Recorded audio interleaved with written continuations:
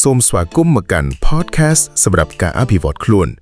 នេះគឺជា script ខ្លីៗជាភាសាខ្មែរដែលផ្ដោតទៅលើការផ្ដល់កម្លាំងចិត្តនិងវិធីសាស្ត្រ3យ៉ាងដើម្បីក្លាយជាខ្លួនឯងនៅកំណែដែលល្អជាងមុន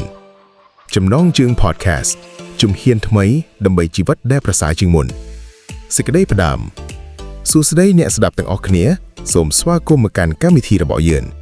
ជារៀងរាល់ថ្ងៃគឺជាឱកាសថ្មីមួយសម្រាប់យើងម្នាក់ៗនៅក្នុងការកែប្រែជីវិត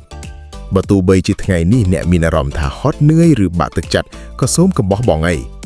ថ្ងៃនេះខ្ញុំមានវិធី3យ៉ាងដើម្បីជួយឲ្យអ្នកអភិវឌ្ឍខ្លួនឲ្យកាន់តែប្រសើរឡើង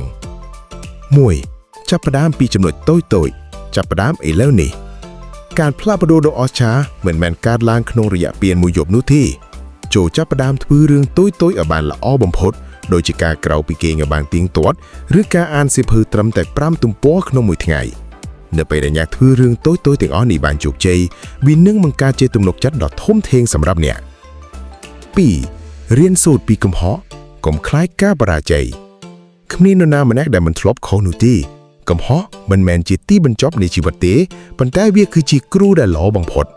នៅពេលដែលអ្នកដួលចូលពិនិត្យមើលថាហេតុអ្វីបានជាអ្នកដួលរួចក្រោកឈរឡើងវិញដោយភាពឆ្លាតវៃជាងមុនចូលចាំថាបរាជ័យគឺជាផ្លូវទៅកាន់ភាពជោគជ័យ 3. ផ្ដល់កម្លាំងចិត្តឲ្យខ្លួនឯងការស្រឡាញ់ខ្លួនឯង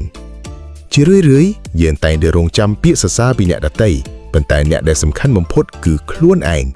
ចូលរៀនអរគុណខ្លួនឯងរៀនលើកទឹកចិត្តខ្លួនឯងនៅពេលជួបការលំបាកការមានចិត្តគំនិតវិជ្ជមាននឹងក្លាយជាខែប្រកាន់អ្នកពីសម្ពាធទាំងឡាយសេចក្តីបញ្ចប់